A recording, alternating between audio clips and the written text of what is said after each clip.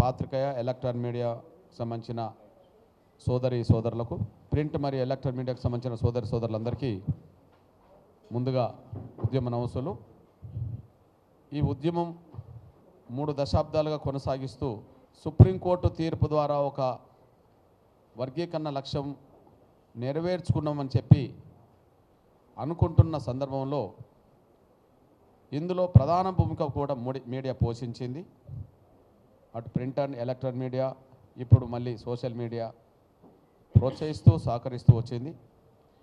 అందుకు ముందుగా మీ అందరికీ పాత్రికేయ ఎలక్ట్రానిక్ మీడియా మిత్రులకు, సోషల్ మీడియా మిత్రులందరికీ నేను ప్రత్యేకంగా ధన్యవాదాలు తెలియజేస్తున్నాను. మీ సహకారం వెలకట్టలేనిది. మీ అండదండలతోటే ఈ లక్ష్యం చేరినామని చెప్పి మేము సంపూర్ణంగా విశ్వసిస్తున్నాం. వాస్తవానికి ఈ భారతదేశంలో మొదటి బహుశా విలేకరులం మేమేనేమో. మా డప్పే ఒక విలేకరిగా, డప్పు పట్టుకున్న మేమే ఒక విలేకరులుగా మేము మా జీవిత ప్రస్థానాన్ని మొదలుపెట్టాము. మా కులం మనందరూ తెలుసు. ఈ media, electronic media, print media, ఇంకొక మీడియా అందుబాటులోకి రాకముందు ప్రభుత్వాలు తీసుకునే, సమాజం తీసుకునే ప్రతి నిర్ణయాన్ని గ్రామాల్లో అమలు చేసే కాడ ప్రచారం చేసేది దండోరా, డప్పు చాటింపు. ఏ సదుపాయాలు వచ్చినా గ్రామాల్లో, ఏ సమస్య వచ్చినా గ్రామాల్లో మాదిగల డప్పు శబ్దమే, డప్పు ద్వారానే సమాజానికి తెలియచెప్పే కాడ మాదిగలు ప్రధాన భూమిక పోషించారు. అంటే సమాచారాన్ని సమాజానికి అందించే కాడ మాదిగల పాత్ర మొదటి వరుసలో ఉన్నట్టుగా మేము భావిస్తున్నాం. బహుశా మేము సీనియర్లు, మీరు జూనియర్లని నేను అనుకుంటున్నా ఆ విషయంలో. ఓకే, అది వేల సంవత్సరాలుగా ఆ పాత్ర పోషించింది మాదిగలమే కాబట్టి అది చెప్తున్నాను. కానీ మీ మద్దతు, మీ సహకారం వల్లనే ఈ కీలకమైన అంశం పరిష్కారం కావడానికి దారితీసింది. నేను తలవంచి మీకు ధన్యవాదాలు చెప్తున్నాను, నమస్కారాలు చెప్తున్నాను. నేను వర్గీకరణకు సంబంధించిన విషయంలో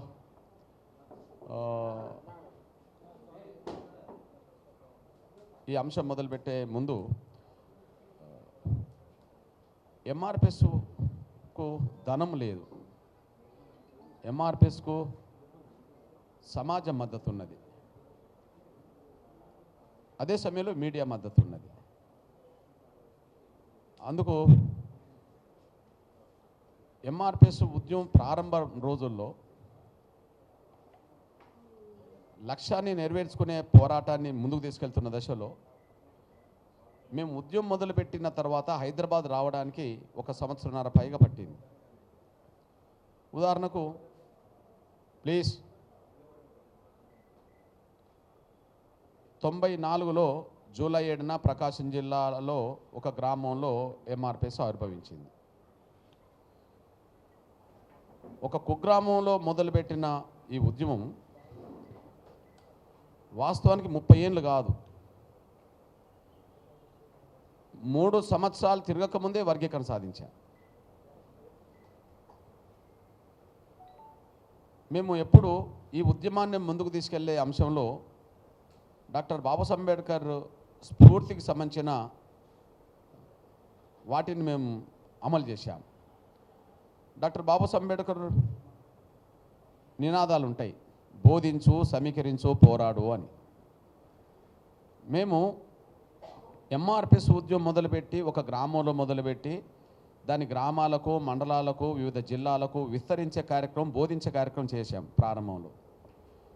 అప్పుడు మీడియాకు ఎంఆర్పిఎస్ అంటే కూడా తెలియదు. ఎంఆర్పిఎస్ అని చెప్పుకోవడం కూడా ఆ రోజు అందరికీ అర్థం కాలే, ఏంటి అని అనుకునేవాళ్ళు. అట్లా తిరుగుతూ బోధించే కార్యక్రమాన్ని విస్తృతంగా తీసుకెళ్ళాం. అట్లా ఆంధ్రాలో మొదలుపెట్టి రాయలసీమకు వచ్చి తెలంగాణ విస్తరించి ఉమ్మడి ఆంధ్రప్రదేశ్లో, హైదరాబాద్లో భారీ స్థాయిలో మీటింగ్ పెట్టాం. మార్చి 2, 96 హైదరాబాద్ నగరం మొత్తం దిగ్బంధం అయిపోయింది. వెంటనే మళ్ళీ సెప్టెంబర్లో మీటింగ్ పెట్టాం. హైదరాబాద్ మొత్తం దిగ్బంధం అయిపోయింది. మరి ఆ వార్తలు సమాజానికి ఎట్లా చెప్పేటి అంటే ఒక వార్త చదువుతా నేనండి.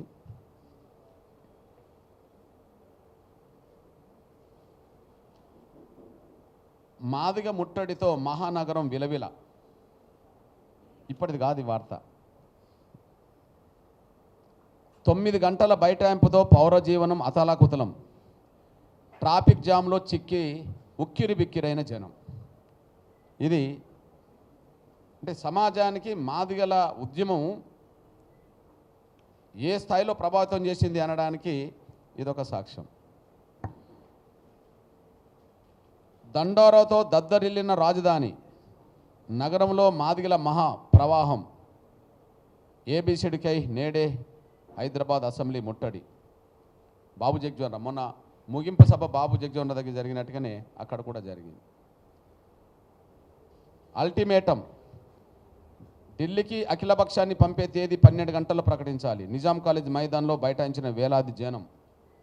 వర్గీకరణపై వయస్సు దిగి రావాల్సిందే, తీవ్ర పరిణామాలు ఉంటాయి.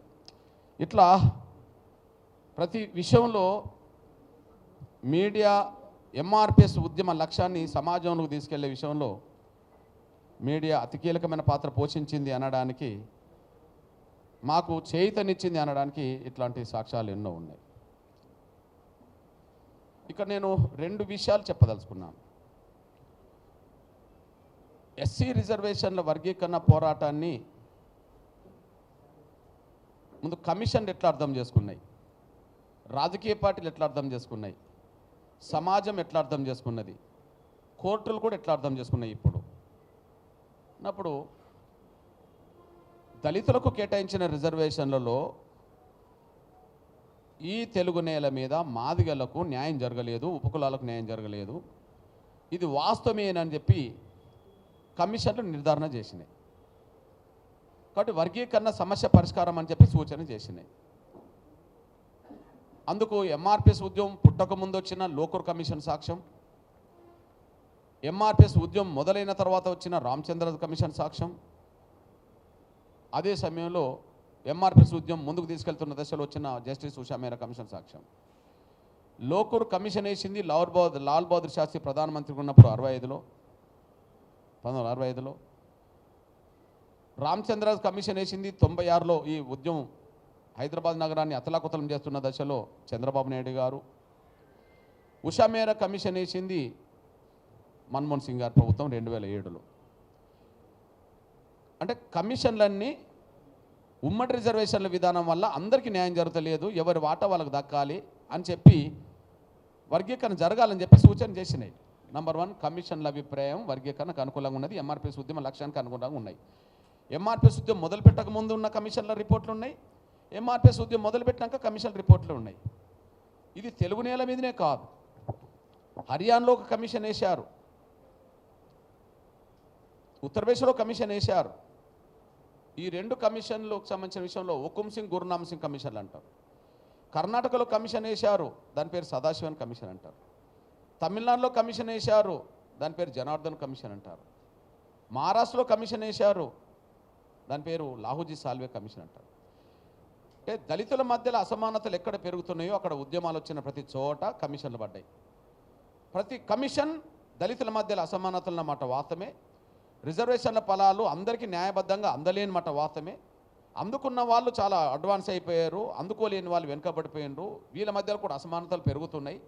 ఈ అసమానతలు తొలగాలంటే ఎవరి వాట వాళ్ళకి దక్కాలంటే వర్గీకరణ జరగాలని చెప్పి ఎంఆర్పిఎస్ ఉద్యమం మొదలు కాక ముందేసిన మన లోకూర్ కమిటీ నుంచి మొదలుకుంటే, ఎంఆర్పిఎస్ ఉద్యమం వచ్చినాక రామచంద్ర కమిషన్ మొదలుకుంటే దేశంలో ఎక్కడ కమిషన్ వేసినా వర్గీకరణ సపోర్ట్కి వచ్చేసినాయి. అంటే కమిషన్ నిర్ణయాలు మాదిగల న్యాయబద్ధతను అంగీకరించినట్టుగా సాక్ష్యం. పోనీ ఇక్కడ తెలుగు నేల మీదనే మనం భావించుకుందాం. తెలుగు నేల మీద అసెంబ్లీలో 98లో ముందు తీర్మానం జరిగింది. చంద్రబాబు నాయుడు గారు 98లో తీర్మానం జరిగినప్పుడు ఒక 7-8 పార్టీలు ఉన్నాయి అసెంబ్లీకి ప్రాతినిధ్యం వహించేది. ఏ ఒక్క సింగిల్ పార్టీ కూడా వర్గీకరణ వ్యతిరేకించలే. అంటే అన్ని రాజకీయ పార్టీలు ఏకగ్రీవంగా తీర్మానం చేసినాయి. ఇక్కడ విషయం ఏంటంటే భారతదేశంలో ఒక అంశం మీద ఒక అసెంబ్లీ 3 సందర్భాల్లో తీర్మానం చేసింది ఇదే. నంబర్ 1 98లో, నంబర్ 2 2000 సంవత్సరంలో, నంబర్ 3 2004లో. ఇది ఉమ్మడి ఆంధ్రప్రదేశ్. అయితే రాజశేఖర్ గారు అసెంబ్లీ తీర్మానం చేసి ఉమ్మడి ఆంధ్రప్రదేశ్. మళ్ళీ తెలంగాణ వచ్చిన తనక కూడా మళ్ళీ తెలంగాణలో ఎస్సీ వర్గీకరణకు అనుకూలంగా కేసీఆర్ కూడా తీర్మానం చేసి కేంద్రానికి పంపాడు. అంటే ఒక అంశం మీద రాజకీయ పార్టీలు భిన్నాభిప్రాయంతో ఉన్నాయంటే ఇక్కడ ఎవరు లేరు. ఎందుకు లేరు? కండ్ల ముందు కమిషన్ రిపోర్ట్ చెప్తున్నాయి, వాస్తవాలు కండ్ల ముందు కనిపిస్తున్నాయి. కాబట్టి మాదిగల పోరాటంలో న్యాయం ఉన్నది, వాళ్ళకి న్యాయం జరగాల్సిందే. సింపుల్ విషయం. ఇక్కడ బీసీల్లో ఏబిసిడి వర్గీకరణ ఉన్నది, ఎస్సీల్లో కూడా వర్గీకరణ కోరుతున్నారు, తప్పేం లేదు. కోరుకోవడానికి ఆధారనే కదా అని చెప్పి రికార్డ్ అన్ని అసెంబ్లీ తీర్మానాల ద్వారా సాక్ష్యం చెప్తున్నాయి.